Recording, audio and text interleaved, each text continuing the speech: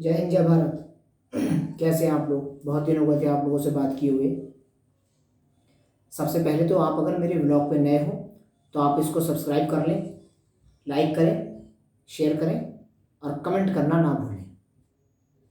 मुझे आप सभी लोगों के प्रोत्साहन की अति आवश्यकता है।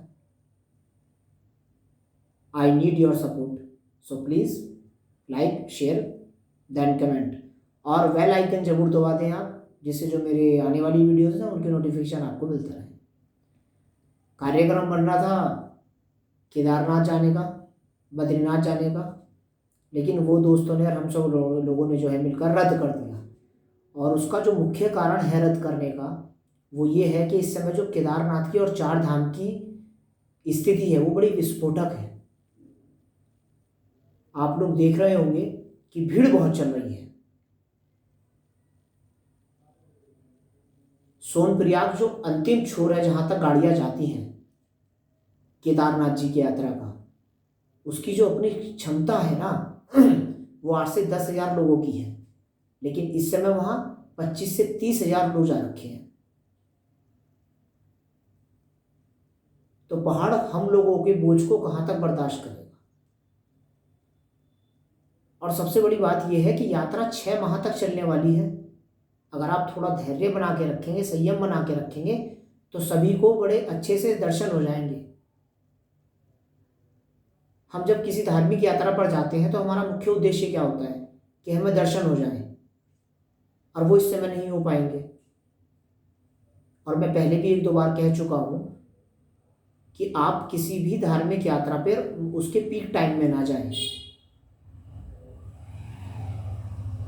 हम लोगों को बहुत अच्छी तरह याद है, आप लोगों को भी याद होगा कि जून 2013 में जो प्राकृतिक आपदा आई थी उसका कहीं ना कहीं मुख्य कारण हम थे, मानव था, प्रकृति नहीं थी।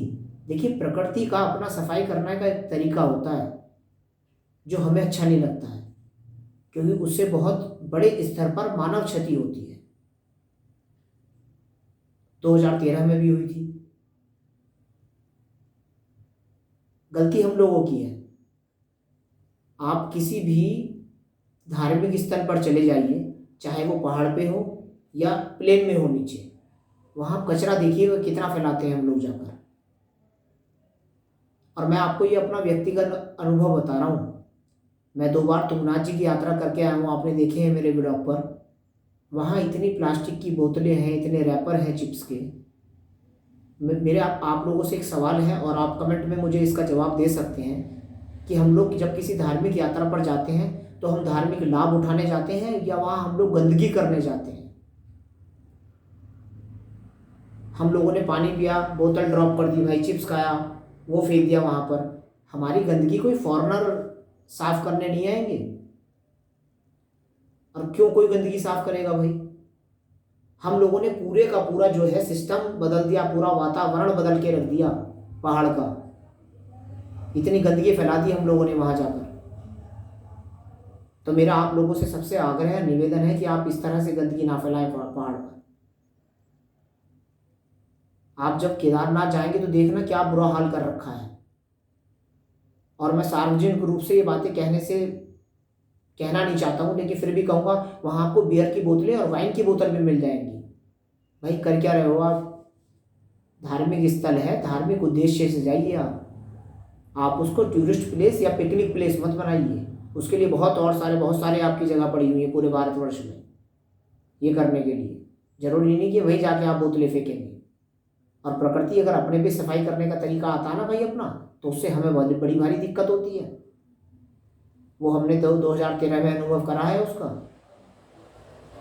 और मैं नहीं मानता कि प्राकृतिक आपदा जैसी कोई चीज होती है। ये मानना मौसम वैज्ञानिकों का है। मेरा अपना मानना ये है कि जहां पर जनहानि होती है वहां प्राकृतिक आपदा शब्द इस्तेमाल होता है।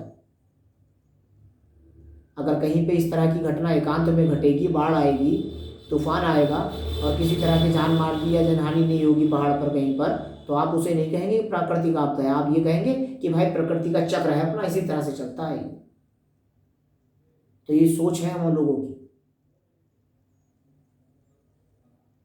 और थोड़ा सा धैर्य और संयम बना के रखें। आप आराम से जाएं और केदारनाथ वही जाएं जिनकी प्री बुकिंग है, क्योंकि 5 तारीख तक बिल्कुल प्री बुक है केदारनाथ जी में, कुछ खाली नहीं है।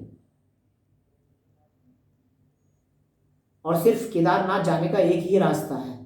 मैं अपना व्यक्तिगत अनुभव बता रहा हूँ, ये 2019 में गया था मैं। यात्रा किन्हीं कारणों से अधूरी रह गई थी, भोलेनाथ की इच्छा नहीं थी, लेकिन दोस्तों की हो गई थी, मेरी रह गई थी। सारी रात गाड़ी में काटी थी, किसी कीमत पर हमें किसी होटल में कमरा नहीं मिला था, और यही स्थिति अब हो रही है। और सुबह को 3:30 बजे हम रजिस्ट्रेशन जहाँ से होता वो लाइन में लग गए थे, क्योंकि सोनप्रयाग से गौरीकुंड और गौरीकुंड से यात्रा शुरू हो जाती है आपकी। एक ही रास्ता है, उसी पे खच्चर चलेंगे, उसी पे पालकी चलेंगी और उसी पे पैदल यात्री चलेंगे। वो रास्ता नहीं बढ़ेगा, रास्ते की चौड़ाई नहीं बढ़ेगी, सिर्फ वहाँ भीड़ बढ़ सकती है। और उस भीड़ से क्या हुआ, कुछ लोगों की जान जाएगी, कुछ घायल होंगे। तो ऐसी स्थिति उत्पन्न ना हो, तो ऐसा प्रयास हम सब लोगों को करना है मिलकर। अगर बात आपकी समझ में आ रही हो तो बड़ी अच्छी बात है, वरना भगवान से, मैं भोलेनाथ से प्रार्थना करूंगा कि आप लोगों को सद्बुद्धि दें। और मैं पुनः आपसे ये चीज़ कहना चाहता हूँ कि आप किसी धार्मिक यात्रा पर जाएं, और विशेष रूप से पहाड़ पर जाएं, तो आप वहाँ गंदगी ना फैलाएं। मेरी हाथ जोड़ के आपसे निवेदन है ये। जय हिंद, जय भारत।